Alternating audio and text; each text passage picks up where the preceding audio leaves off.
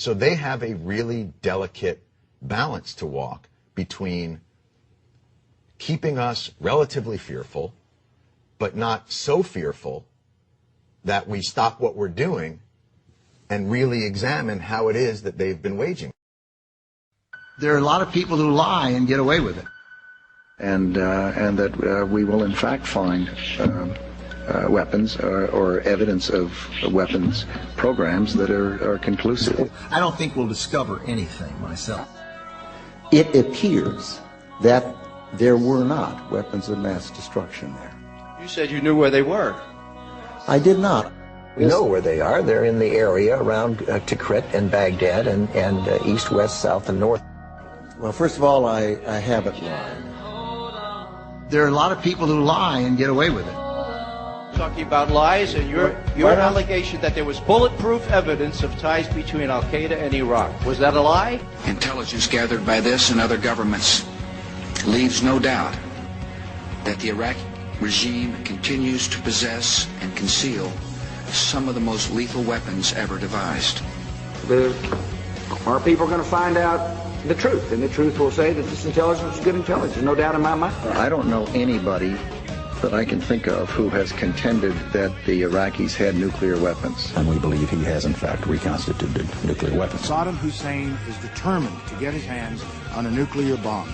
We cannot wait for the final proof. He's got him. He's got him. The smoking gun. He's got him. That could come in the form of a mushroom cloud. Colin Powell didn't lie. My colleagues, every statement I make today is backed up by sources, solid sources. These are not assertions. What we're giving you are facts and conclusions based on solid intelligence. He has not developed any significant capability with respect to weapons of mass destruction. He is unable to project conventional power against his neighbors. Our people are going to find out the truth. I have not suggested there's a connection between Iraq and 9/11. You have said in the past that it was, quote, pretty well confirmed. No, I never said that. Okay. I never think said that is... That's absolutely not. What I said was, it's been pretty well confirmed that he did go to Prague and he did meet with a senior official of the Iraqi intelligence service. Saddam Hussein aids and protects terrorists, including members of Al-Qaeda. Secretly and without fingerprints, he could provide one of his hidden weapons to terrorists or help them develop their own. What did Iraq have to do with what? The attack on the World Trade Center. Nothing. He said there were three main reasons for going to war in Iraq. Weapons of mass destruction. Saddam Hussein has gone to elaborate lengths, spent enormous sums, taken great risks to build and keep weapons of mass destruction. The claim that Iraq was sponsoring terrorists who would have attacked us on 9/11. Before September the 11th, many in the world believed that Saddam Hussein could be contained. And that Iraq had purchased nuclear materials from Nigeria. The regime is seeking a nuclear bomb. All three of those turned out to be false. First, just if I might correct a misperception, I don't think we ever said, at least I know I didn't say, that there was a direct connection between September the 11th and Saddam Hussein. Who does the president think he's effing kidding? Of course, it was information that was mistaken. There are a lot of people who lie and get away with it. Those weapons of mass destruction got to be somewhere.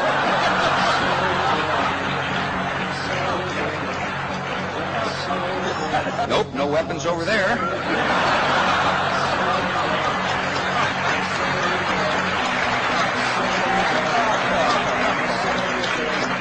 Maybe under here.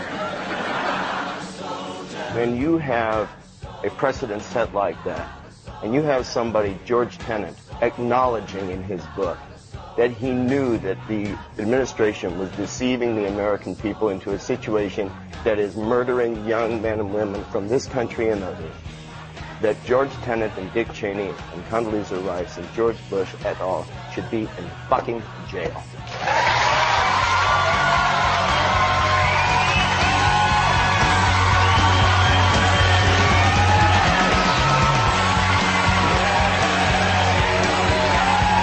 I'm mad as hell, and I'm not going to take this anymore! You've got to figure out what to do with all of the debris. How about you? You made money off the Gulf War! And now you're going to vote for your fascist son! All lies! More lies! Still lies! Stop the lies! Stop the lies!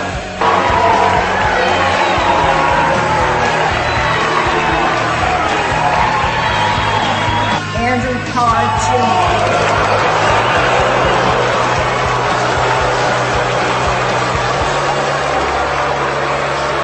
It is important step.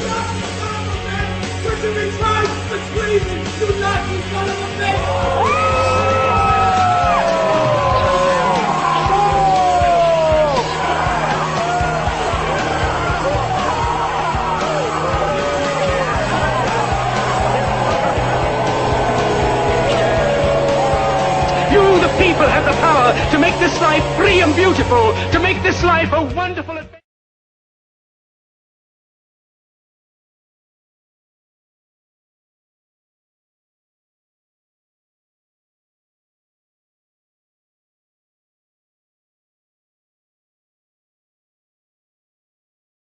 I'm Ray McGovern, a 27-year veteran of the Central Intelligence Agency and co-founder of Veteran Intelligence Professionals for Sanity. I would like to compliment you on your observation that lies are fundamentally destructive of the trust that government needs to govern. A colleague of mine, Paul Pillar, who is the top agency analyst on the Middle East and on counterterrorism, accused you and your colleagues of an organized campaign of manipulation. Quote, I suppose by some definitions Could you get to your question, that'd be please? called a lie. Atlanta, September 27, 2002, Donald Rumsfeld said, and I quote, there is bulletproof evidence of links between Al-Qaeda and the government of President Saddam Hussein. Was that a lie, Mr. Rumsfeld, or was that manufactured somewhere else? Because all of my CIA colleagues disputed that, and so did the 9/11 Commission. And so I would like to ask you to be upfront with the American people. Why did you lie to get us into a war that was not necessary and that has caused these kinds of casualties? Why? Well, first of all, I haven't lied. I did not lie then.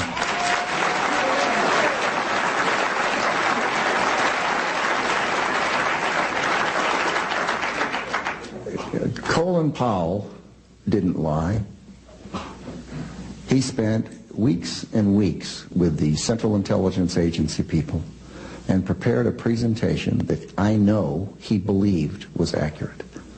And he presented that to the United Nations. The president spent weeks and weeks with the Central Intelligence people. And he went to the American people and made a presentation. I'm not in the intelligence business.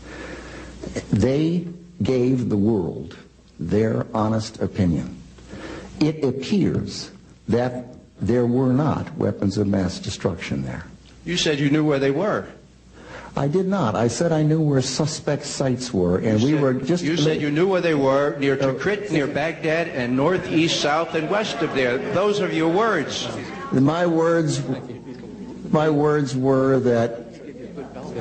No, wait a minute. Let him stay 1 second. Just a second. Just a second, indeed. Rumsfeld's words about WMD, March 30th, 2003, on ABC's This Week with George Stephanopoulos, were, quote, we know where they are. They're in the area around Tikrit and Baghdad and east, west, south, and north somewhat.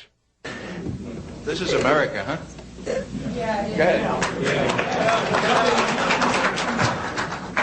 You're getting plenty of play, sir. I'd just like an honest answer. I'm giving it to you. We're talking about lies, and your allegation that there was bulletproof evidence of ties between Al-Qaeda and Iraq. Did Rumsfeld make that allegation? Indeed, he did. September 27th, 2002, to the Chamber of Commerce, right there in Atlanta, quoting, we ended up with 5 or 6 sentences that were bulletproof. We could say them, they're factual, they're exactly accurate. They demonstrate that there are, in fact, Al-Qaeda in Iraq. But they're not photographs, they're not beyond a reasonable doubt. Still, Mr. Rumsfeld again had to face his own words quoted back to him. How to do that? Change the subject. Was that a lie, or were you misled? Zarqawi was in Baghdad during the pre-war period. That is a fact. Zarqawi? He was in the north of Iraq in a place where Saddam Hussein had no rule. That's where he was. He was also in Baghdad. Yeah, when he needed to go to the hospital. Come on, these people aren't idiots. Yes. They know the story. You are... Let me give you an example. It's easy for you to make a charge, but why do you think that the men and women in uniform every day when they came out of